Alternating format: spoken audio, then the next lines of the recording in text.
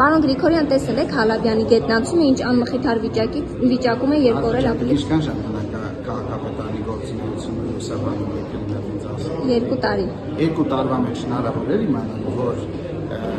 համակարգումը, որ քաղաքապետի մոտ է։ Մենք չի բարեկարգման ոլորտի հաց տալիս եք, որ երևաբար ես փոխքաղաքապետ եք, 2 օրից ապրիլի 24-ն է, դրսից մարդիկ են գալու, հազարավոր մարդիկ անցնելու են այդ գետնանցումը, քաղաքի դեմքն է դա։ Արիանը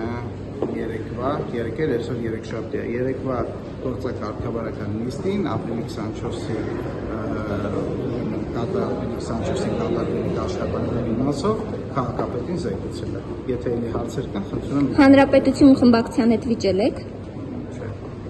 Մայր Հայաստանը պնդում էր, որ վիճել եք, դրա համար նիստը չի սկսում։ Սա Մայր Հայաստանի պնդածների ստիպված լինեմ հերքեմ, երևի մի առանձին դրա համար աշխատավարձ պետք է պահանջեմ, կամ այս գործից դուրս գամ այդ հասնիկի մոտ։ Բա ինչի չէր սկսում նիստը 15 րոպե ընդմիջում է դրան։ Օրենսդրությամբ նախատեսված է, որ 1-ից 2-ը ընդմիջում է Երևանի ավականիում,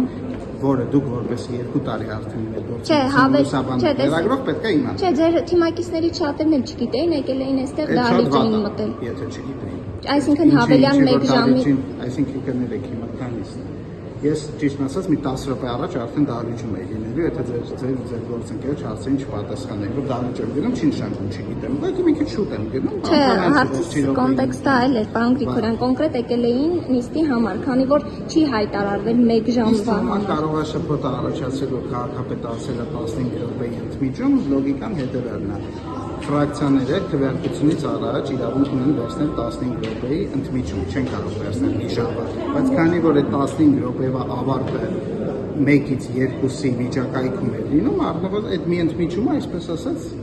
կպավ կամ այս մի ընդմիջումը հաջորդեց այն մյուս ընդմիջմանը, բայց ինձ թվում է որևէ հանրային կարևորություն այս մեր քննարկումը չուներ, ես ուղղակի հարգանքից ելնելով բոլոր հարցերին պատասխանեցի, կարամ գնամ։